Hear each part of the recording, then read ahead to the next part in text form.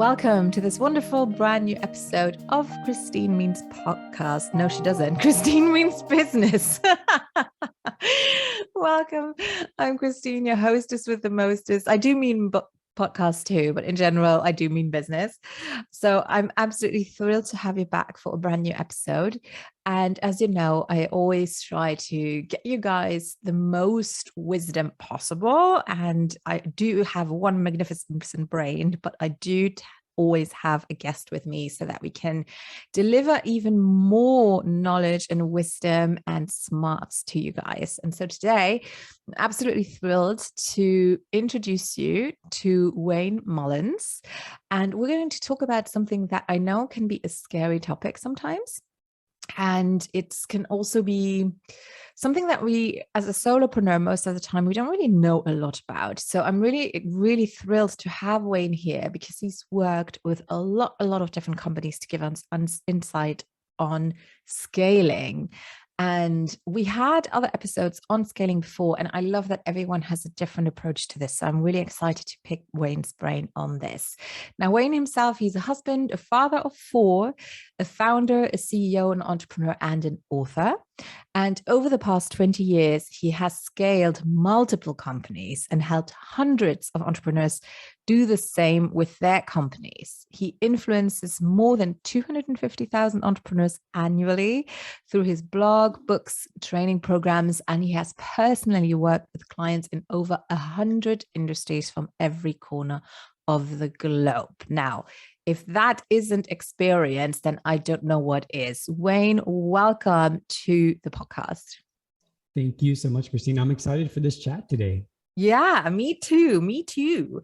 So let's get started a little bit into how your journey happened. I mean, scaling is literally having something small and making it bigger. So obviously you didn't start off with a huge company. And I would love to know from you, how did you get into this specifically, supporting others in scaling? And also, what does scaling actually mean to you? Because I think we probably have different definitions, different ideas, what scaling actually looks like. So I would love for you to paint a picture maybe of different styles of scaling that you have seen in your career. Yeah, absolutely. So my entrepreneurial journey probably began when I was young. I always had this tendency for business, for making money. So from a young age, doing things like paying my friends with birthday cards. Really? Getting them to help cut yards and things like that for money. So it started very early for me, but in school, in university, I was my junior year. My parents gave me some CDs from this gentleman of the name Zig Ziglar. Mm-hmm. Some people watching or listening may be familiar with him. At one point, he was probably the most well-known sales and motivational speaker in the world. And Zig kind of sold me on the profession of selling. He convinced me through those CDs that selling was the best path for me. So that is what I did. I graduated and I got a job in sales. And to be honest with you, Christine, I was absolutely horrific at the beginning of that process. Well, I have to say, Zig Ziglar, his job is selling, whether you are good at it or not. His job was just to sell you on the idea of being a good salesman. So he succeeded, obviously. He did succeed. And, over time, as with so many things in our lives, over time, with determination, with grit, with the desire to learn more and grow, I stuck with it. And over the course of about a 3-year period, I went from horrific to actually really good at this thing. It's the old, you get up every day, you go knock on the doors, you get the door slammed in your face, but you learn from each of those experiences. And, I would say for me that the failures in that experience, the failures in my other business experiences and life have taught me far more than the successes have. And so from a very early age, I've attempted to remember that rule. Yeah. That, when a failure is in front of me, when I'm, down or depressed or like, why is this happening to me, is the kind of the story that default I think we often go to, like, why me? Why can't I catch a break? I try to remind myself of a question that I didn't know the exact wording at the time, but the question is this: what does this now make possible? Yeah. So what is this situation? What does this failure now make possible for me? And for me, that was kind of that mental process kind of steered indirectly my entire entrepreneurial journey. Yeah, because I imagine, I mean, correct me if I'm wrong, but from everything I've heard, being in sales is fairly cutthroat. Like you have some very clear KPIs on what you should be delivering. So having a number that you should bring in. And so I can imagine if you don't hit that, it's super stressful or not. Yeah. I mean, your job depends on it often. And certainly the bulk of your pay depends on your ability to actually sell. Exactly. And so, yeah, it was, for me though, I look back and there were so many trials, there were so many failures in that process, but I look back and I'm just so thankful that I stuck with it, that I didn't quit when it was extremely difficult, when I was extremely terrible, that I stayed the course. What made you stick with it? I'm going to blame it on Zig Ziglar, I guess. Really? At the time, I was still listening to a lot of his, back then it was CDs, right? Yeah. I was listening to a lot of his CDs and studying this craft of selling. He used to talk about this thing called Automobile University, which is he believed that anytime you were in your vehicle going anywhere, you should be filling your head with positive, with educational things. And that we could turn, in most places, depending on where you live, you're going to spend somewhere between probably 30 minutes and an hour a day in your vehicle, some places more. And his argument was, why not make that time productive time? Why not fill your head with good things? So he kind of, not only sold me on the profession of selling, but he really sold me on this idea of, if you want to call it self-development or continual improvement. That was what caused me to stick with it, even though all the evidence around me said that this wasn't the thing for me. I find that fascinating. Now, whenever I talk to someone, it's very rare that they went from A to Z directly. Let's put it, if we have they have a linear journey, there's always something. And for you, obviously, as well, you started with selling, not necessarily, well, you were semi-entrepreneur, because you had to sell, but obviously you were selling in the structure of someone else. What did your journey then look like to go from sales being your main profession to becoming a completely independent entrepreneur, where you scaled, I suppose, your own company and then gave your knowledge then to others? How did that happen? Sure. So for me, what that process or what that journey looked like was I got good at this thing called selling over the course of about a 3-year period. I began looking at my paycheck, and then I began looking at my sales report, and the number on my sales report was this massive number, right? And it's like, these numbers, there's a big gap in these numbers. And this dangerous thought popped in my head, Christine. It was this: wonder if I went and sold something for myself, could I keep more of this money? So it's this like entrepreneurial kind of idea in the back of the head.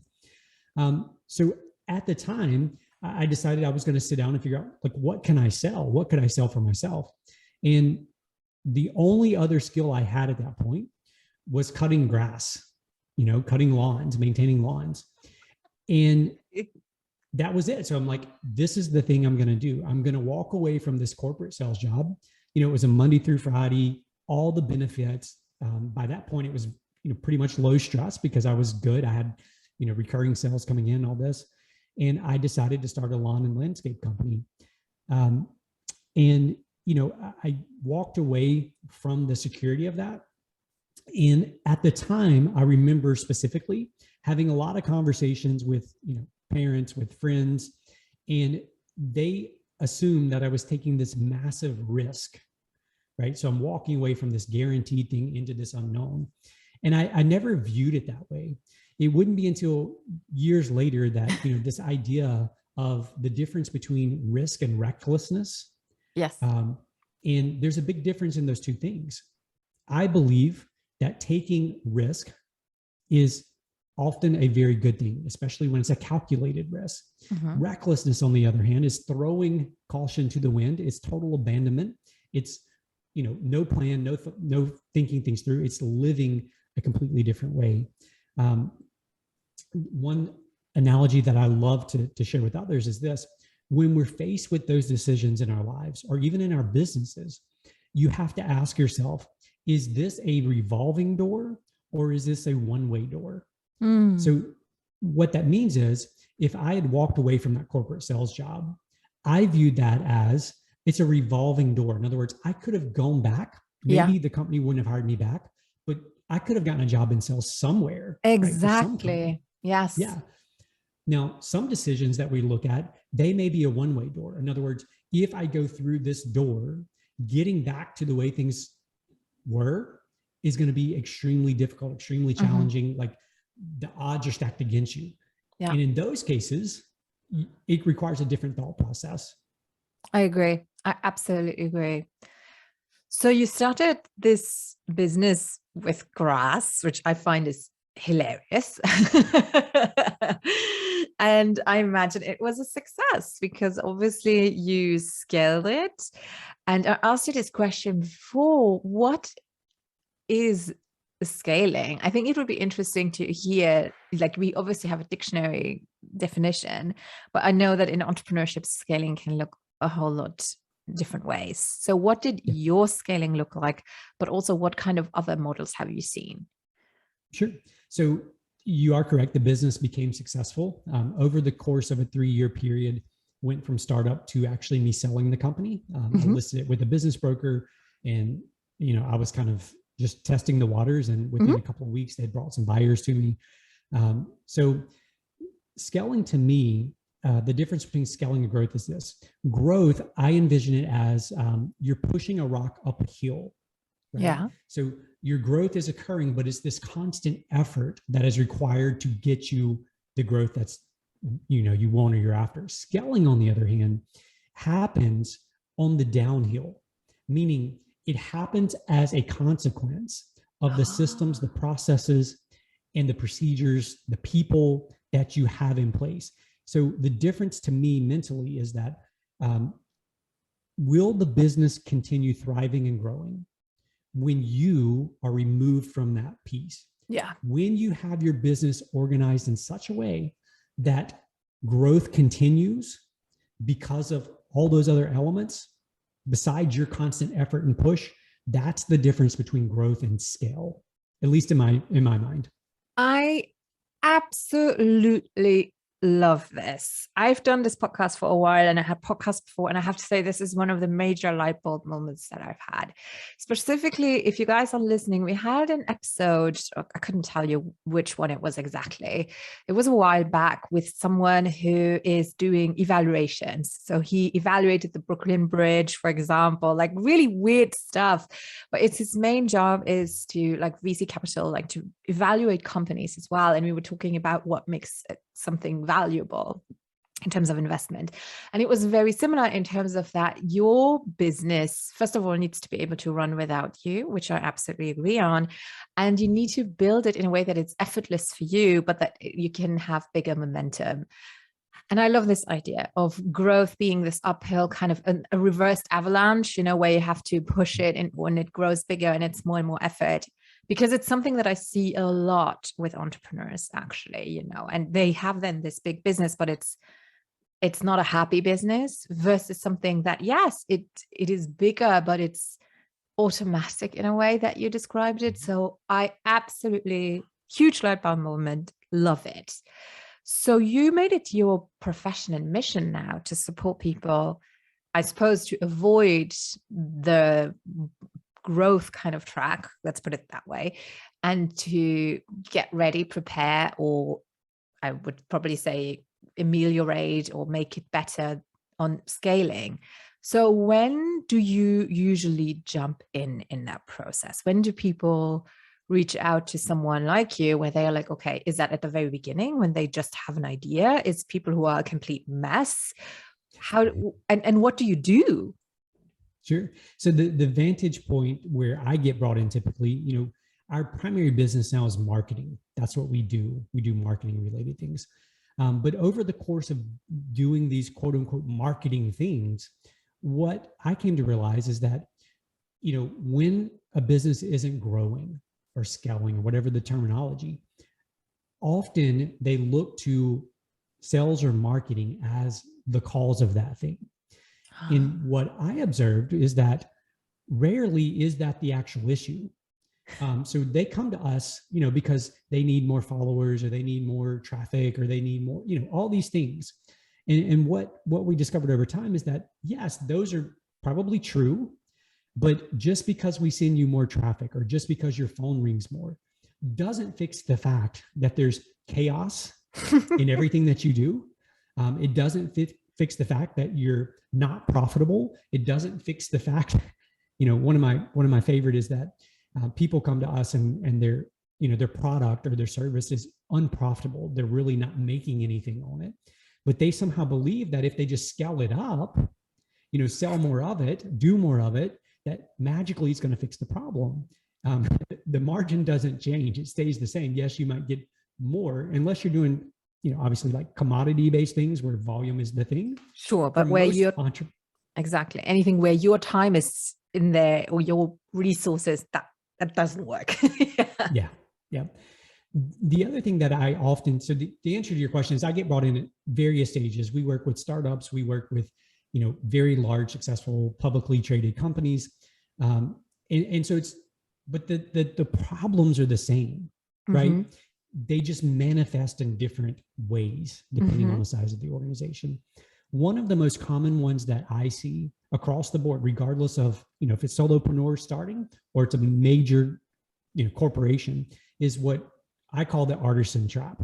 So the artisan trap is this. Let's say that you're an artist and you do paintings and that's your business.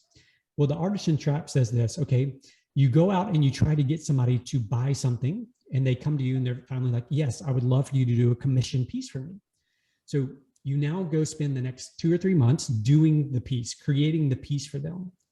And in that entire time, you're not selling anything. You're not out there actively selling. And so you're busy fulfilling, which is great because you've got the money coming in, or you're going to have the money coming in from this piece.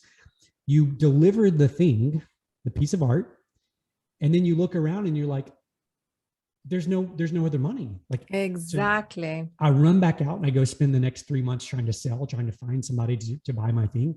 And so it's this never ending cycle, this never ending loop that entrepreneurs end up in, where we focus on selling because we need revenue. And then we focus on delivering because we just sold the thing. And until we learn to break free from that artisan trap, from that repetitive circle, we can never scale our companies. We are the thing that is holding the growth. It's holding our business back. It's holding our potential back. And it's in so many ways, it's actually, we're killing our own dreams. Because we all come into this with dreams, right? We don't pursue this entrepreneurial path if there's not some dream or purpose that we're pursuing. Agreed. And I call it the feast and famine circle, because in the coaching world specifically, that's what we come across a lot, or at least it was like this trendy kind of phrase. But that is exactly what it is. You focus all your energy on client acquisition, you have one and you drop everything, and then your business, you just put on the brakes again, basically. So the momentum that you gathered is being lost again. And it's what I'm always telling my clients, any success is built on momentum. If you don't keep that momentum going, there's no way that it will grow. And don't forget that when you stop, it will shrink again. So what can we do then to avoid that? How can we get out of that cycle, so to say? Yeah, I mean, depending on the level of your business, kind of where you are with your business, the number one thing is you have to look in one of those two areas to replace yourself. So whether that's on the selling side or that's on the fulfillment side, you have to create space. Yeah. Right. Especially if you're going to build a business, build an organization that isn't, completely sucking every waking minute of your life. You have to create that space. And what I believe to be true is some people are more naturally inclined to the sales or the marketing side, right? As entrepreneurs, others are way more interested in the fulfillment side of things. So there's not a right or wrong. It's not like you have to do this one or you have to do this, the other. Ask yourself, like, if I could only do one of these two things, which would I do? Yeah. And then find some way, and there's so many resources now that you can use to buy space, to buy margin, to buy time in your life, to help with the fulfillment or to help with the sales of those things. I think so often we overcomplicate things, right? At the end of the day, it's really just cause and effect. Yeah. We're putting these inputs in, we're getting these outcomes out. If we're unhappy with the outputs, let's not complain about the outputs. Let's not sit here and dissect the output. Let's go back and look at the input. What input did we put in that produced this specific output for us? I absolutely love this. Absolutely. So what are some of your favorites, maybe? I know it's a difficult question because your portfolio is so diverse. But thinking about creative entrepreneurs, small businesses, and coaches, which is who I'm talking to mostly, what are some of the, I don't know if replacements is the right word, but it kind of is, as you replace something with you, or you take yourself out and replace yourself with something. What are some things that you've seen, experienced, that have been great for smaller companies that they might not think of immediately? Something that was maybe a surprise to clients of yours, where you realized whenever you suggested it, they were like, oh, I never thought of that. Sure. I'll give you one very specific, which is slightly off the question, but it's on the question. So not too long ago, someone came to us, a very small business owner, and they make kind of handcrafted soaps, handcrafted lotions, all organic, remarkable quality stuff. And they have a really strong following. But this particular entrepreneur's passion is developing these products, right? Coming up with the new lotion or the new bar of soap or the new thing. And so we sat down and they were completely overwhelmed, couldn't keep up. And they felt like their little bit of marketing budget they had just couldn't do justice to the amount of products that they had. So we said, step one, let's use the Pareto principle, 80-20. Which 20% of your products are producing 80% of the revenue, 80% of the profit? And we started with that. So we said, okay, right now you have 30 different product lines. I'm not saying you have to get rid of them all, but let's only devote our time and attention for a period to your top 20% that are producing. So that's one thing that I think anybody can do. You look at where the revenue is coming from, where the profit is coming from, and you focus just on those. I'll get rid of the other stuff for a while. I'm not saying you have to give it up. And that's the conversation we had with this entrepreneur. Like, I'm not asking you to give up your dream, but you're in a space, you're in a season, right, where you're going to have to sacrifice something. Is it going to be your health? Is it going to be your family? Like, what's it going to be? And trying to make the case, plead with them to make the decision. Let's cut these products for a while. Let's not devote our attention there. I love it. I absolutely love it. And this is a little bit off a tangent, but it's so interesting. I had a conversation with, and it's really not to advertise towards Meta or Facebook or however you want to call them. I had a talk with one of their, what do you call it? Their advisors, I guess, their sales ad advisors, because you can book them for free. So they give you advice on how to run your ads. So they go with you. And I actually like that because I like to toy around with it without losing or, throwing money on the wall.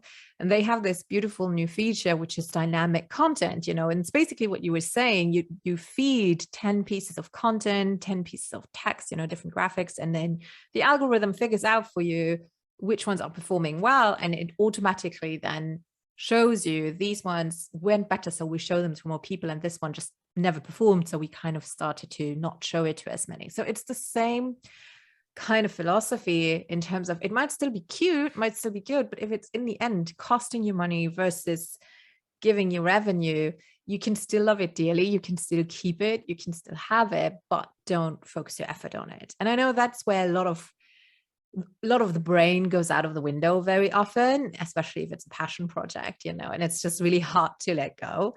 But in the end, we're all running a business, which is so fascinating as well. And you're completely right that no matter how big your company is, there's always some things I feel where people aren't objective, where it's just like, but I love this, but it's my favorite. And so I think it's really healthy to have someone come in then and just have an objective analytical view and say, it's not making you money. You will not be able to sell even a little bit of this one if you're broke or if you're burned out or if your business goes to smithereens, basically.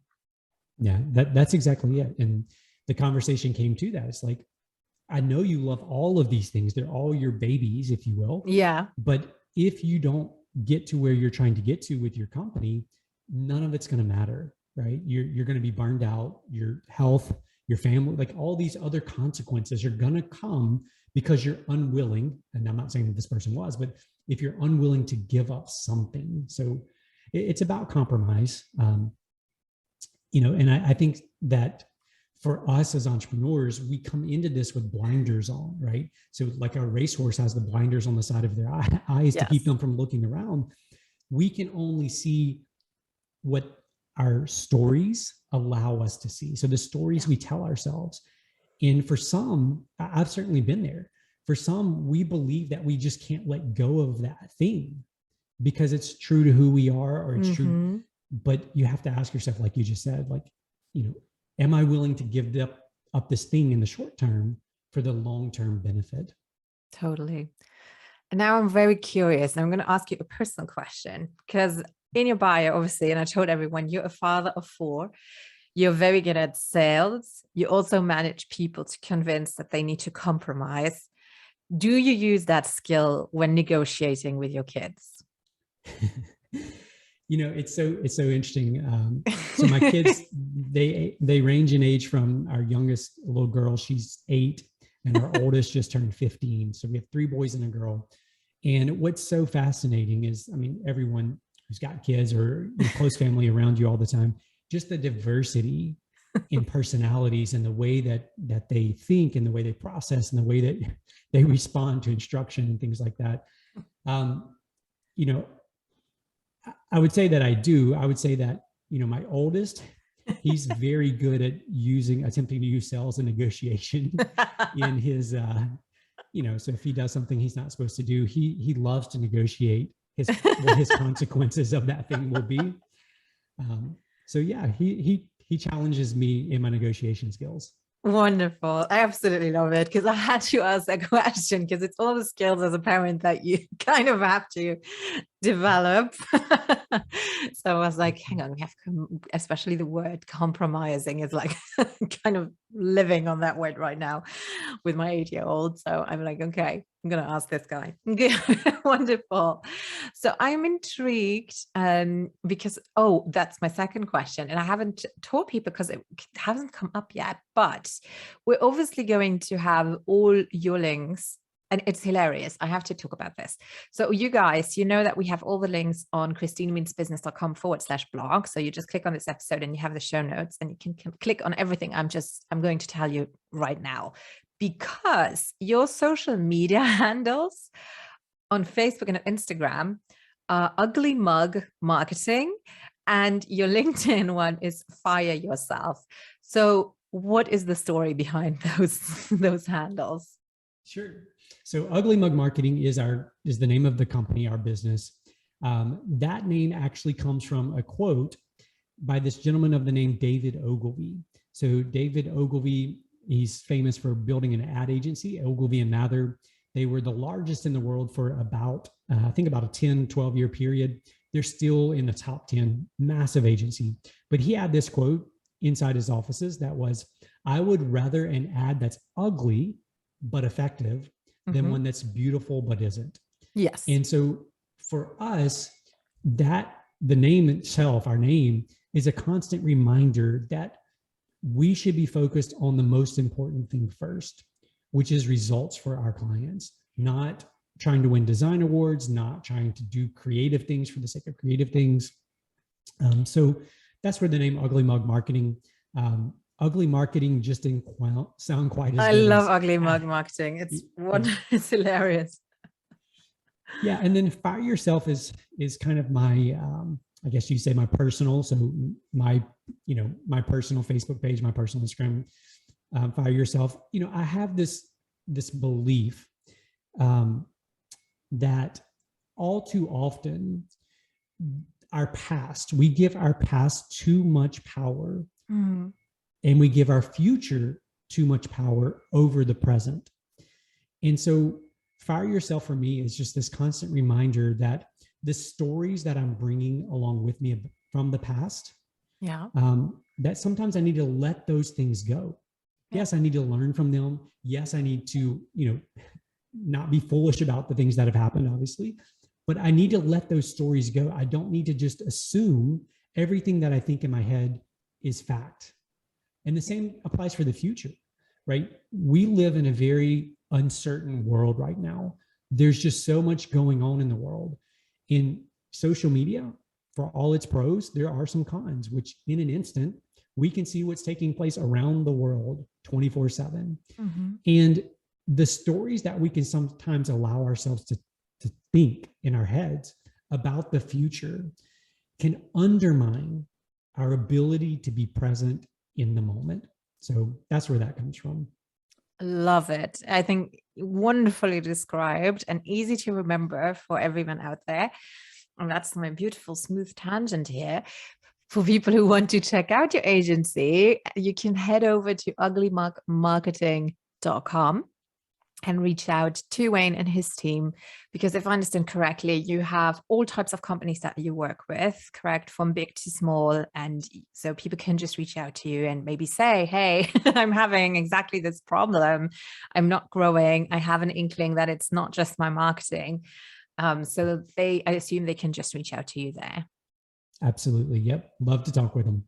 Wonderful. Wayne, it has been delightful, as it totally, I love this conversation. It's been really powerful. So thank you so much for sharing all your wisdom with us here over this half an hour.